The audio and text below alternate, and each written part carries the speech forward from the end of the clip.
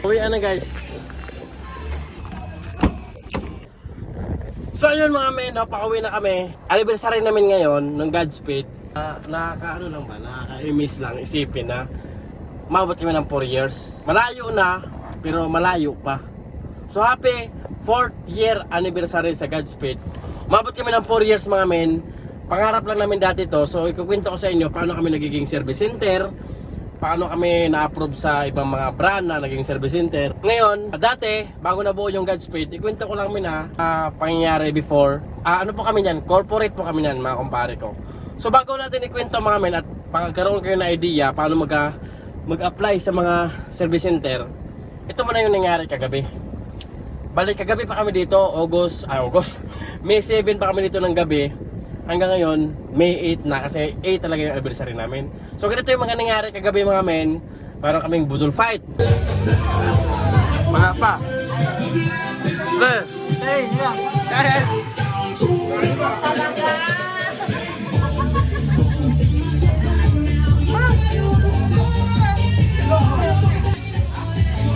Birthday?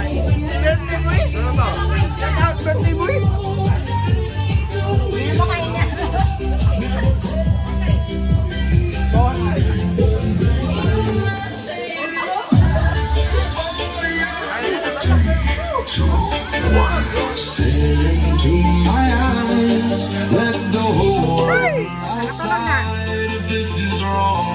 Meron kami mga bodots.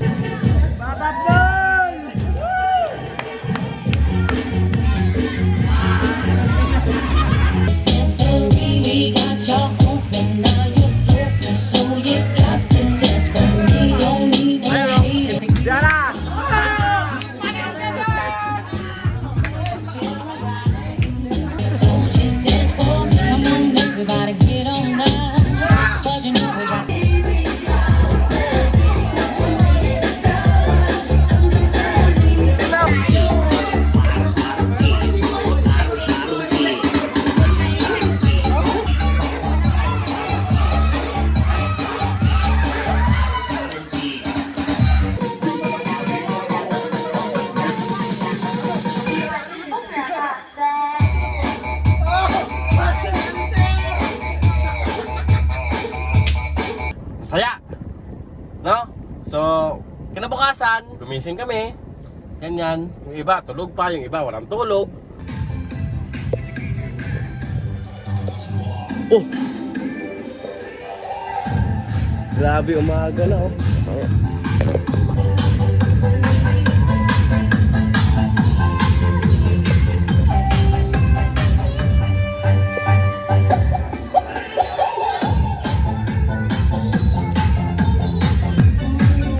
Grabe guys, umaga na ba? Kagabi, grabe yung mga ganap ito kagabi eh. Mag-ande, buhay pa din, oh. Buhay, oh. Kayo na lang ata dalawa dito eh. Tulog. Ay, di, nagkape ka lang pala. Nagkape lang ako. Aga mo nagising ha? Tulog ako eh. Pag-iisip mo ganda na yan. Ganyan parang yan. Lupit, lupit. Di ba, sewan mo nga ya. Sewan mo ya. Yan. Ah. Kahit isip mo yun. Ibay ni po sa Andy. Dito, ano na ngayon? Yung kagabi, iba yung kagabi. Kagabi pa kami dito. Yung mga ibang kasama yun, tulog pa. Ano? Wala pa katao-tao yung swimming pool.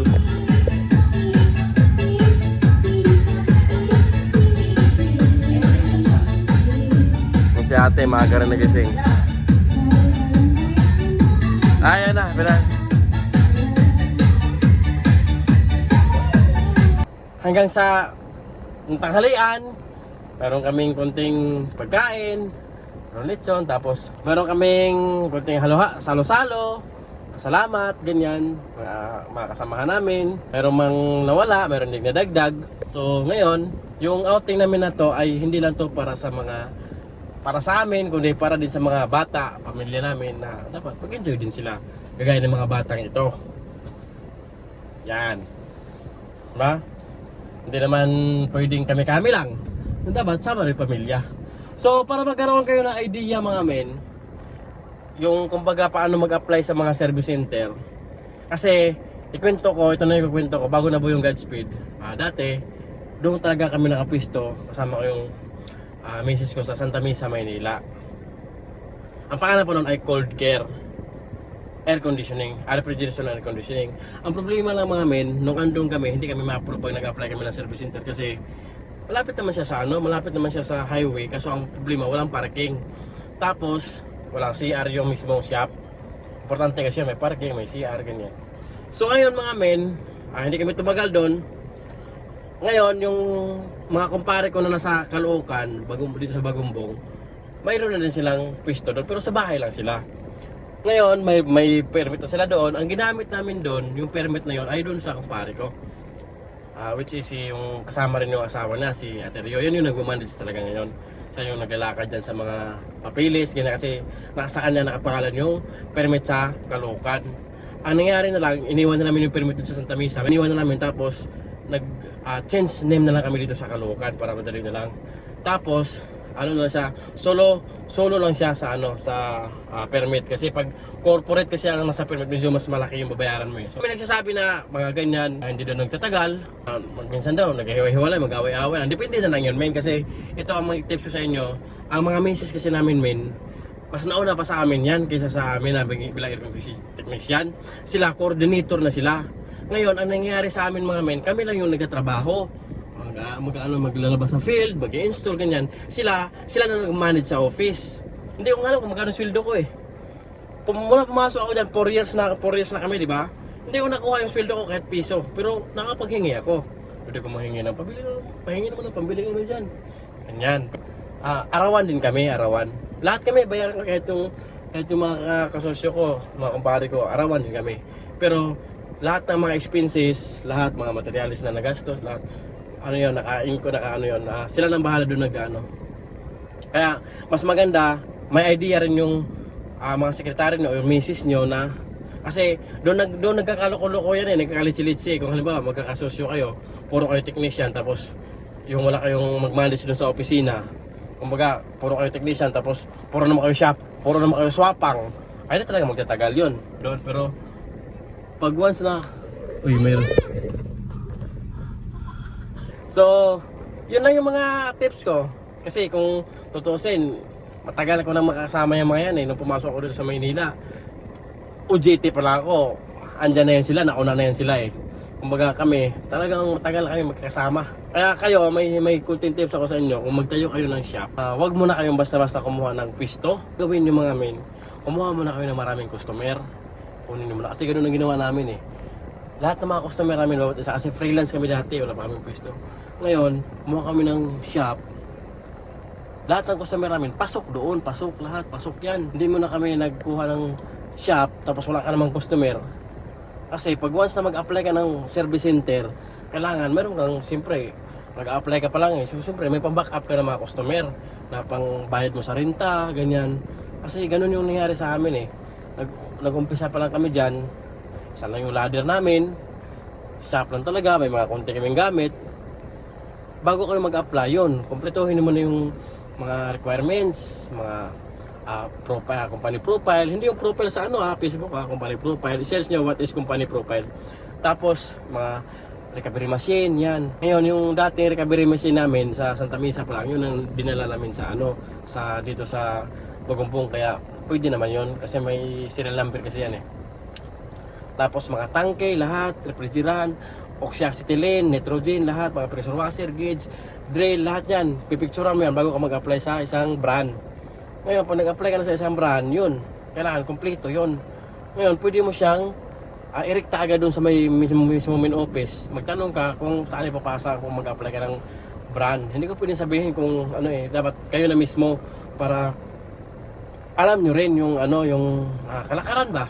Kasi mahirap naman sabihin ko agad yung dapat talagang kayo, kasi sa amin ganun din kami dati. Talagang pursige kami, lalo na si Ate Rio. Siya talaga yung naglalakad talaga. Kumbaga kami dati, talagang sugal. Lahat ng customer namin, lang kami, pasok na ng pasok, ganyan. Bayad sa renta, wala pa kaming bato sa mga brand. Talagang sarili na namin customer. Tapos Pag once na na-approve ka na sa isang brand, yun, magre-relay na sila na magre-relay. Kahit sa mga warranty, bibigyan ka ng warranty na gawa. Ang mangyayari kasi doon, yung warranty na yon, sila ang magbabayad sa'yo. Yung rebates ba? Rebates ang tawag doon. Ganun na mga men, mag-ipon muna kayo ng customer bago kayo kuha ng shop. Kasi meron ako mga nakikita, kumuha muna ng shop. Tapos konti lang naman yung customer sa mga dati sa labas. So ano nangyayari? Yung kita nila, puro lang bayad dun sa upa. Ganun lang. Hindi ko naman sinabing successful yung ano namin yung kumpanya. Pero tinatry namin na tumagal pa. Basta ang goal lang talaga namin dyan, mapasaya lang yung mga tao namin. Bigay namin yung mga benefits, SSS, PhilHealth, Pag-ibig, ganun lang. Basta maano ko lang na pensyonado na kami sa SSS, lahat, Pag-ibig, 10 years. Lumagpas kami ng 10 years dyan. Talaga napakalaking achievement na yun. So yun ang sinasabi ko sa gobyerno, no? Sa nababaan nila. Kasi pag once na pensyonado ka na 10 years, tapos ang edad mo ay 40 pa lang o 45, magantay ka pa ng 15 years bago mo makuha yung pension. Mahirap naman i-loan mo yun, tutubuan ng SSS yun, diba? Ganun sa gobyerno imbes nakikita ka, pipirahan ka. So bago tayo umuwi mga men, meron akong ipapakilala sa inyo isang malupit namin na matauhan. Sa lahat ng empleyado ng Godspeed guys, ito na yung legendary. Ito, Yung sa ilalim ng storage. alam mo bakit? Kayo, mabasa tayo dyan. Ito kayo. Ito, may kulang. Pero umaagat pa ng mga hagdan yan. Iba yan. Yan o. Partida yan. Tanggalin mo, tanggalin. Tanggalin mo. Putulan guys. Putulan, ano to? Artificial legs yan. Pero pag naglinis ng indoor, umaagat pa rin sa mga hagdan. Laban lang, laban lang. Laban lang. Laban lang, men. Laban lang.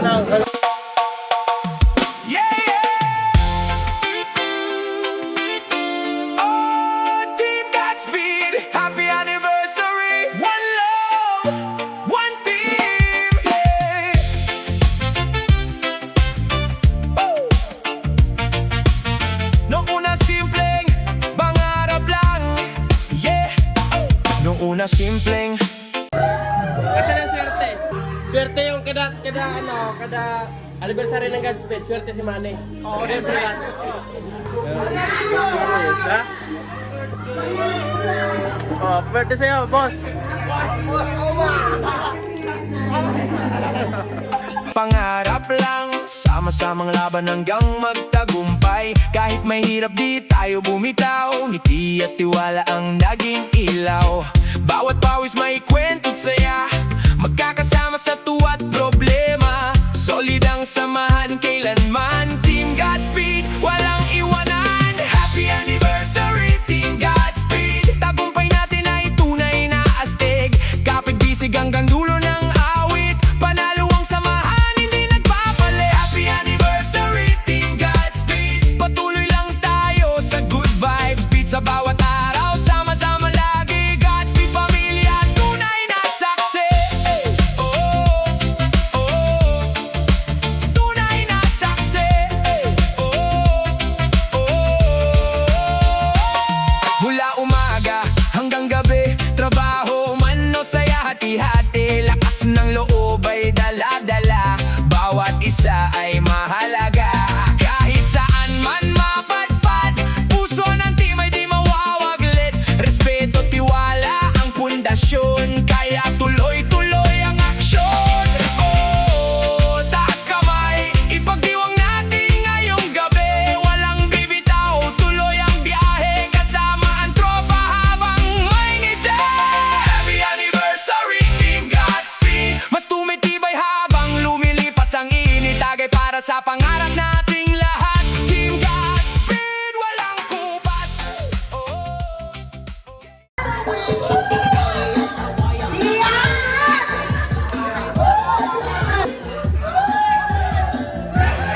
Godats! Godats! Godats! Ah! Ikaw! Ikaw! Talon! Talon!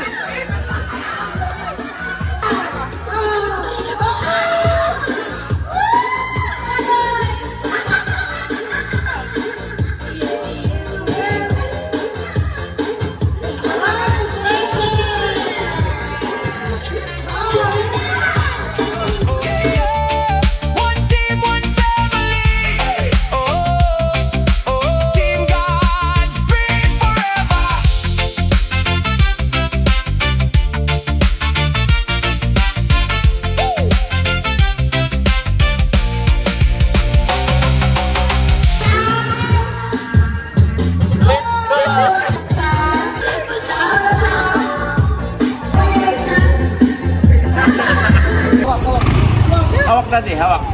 Yan. Nanalo ng bigas eh. Daddy na. Kung hindi na bunot, tatay.